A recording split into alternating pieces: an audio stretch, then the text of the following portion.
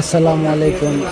Hi guys, আমি একটা জিনিস আপনাদের সাথে শেয়ার করতেছি যে আমি তো আমার ওয়াইফ আজকা 2-3 বছর যাবৎ আমার কাছে দুইটা জিনিস চাইতেছে। এক হইলো আপনার ব্লেন্ডার মেশিন, এক হইলো আপনার কারেন্টের চুলা।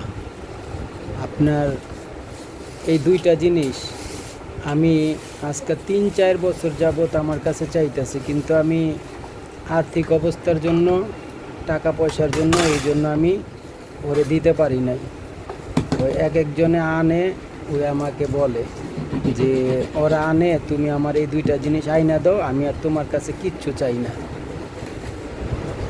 আমি ওর জন্য টাকা জমায়া জমায়া রাইখা আজকা এই ছোট্ট একটা স্বপ্ন ওর জন্য আমি পুরা করতে পারছি। আর আমরা তো নিজের বাসায়, নিজের নতুন বাসায় চলে যাবো, সেই জন্য আমি ওরে এই জিনিসটা দিলাম যে দেখি ওই কীরকম খুশি হয়। ও এই দুইটা জিনিস পাইয়া অনেক খুশি হয়েছে। ওর খুশিতে মানে আমি কি বলবো, মানে আত্মহারা হয়ে গেছি আমি ওর খুশিতে। কারণ একটা যে আমার ওয়াইফ একটা মেয়ে মানুষে, একটা বউরে একটা জিনিস আইনা দিলে যে এত খুশি হয়, মানে আমার মানে কল্পনার বাইরে, ধারণার বাইরে। আমি বুঝতে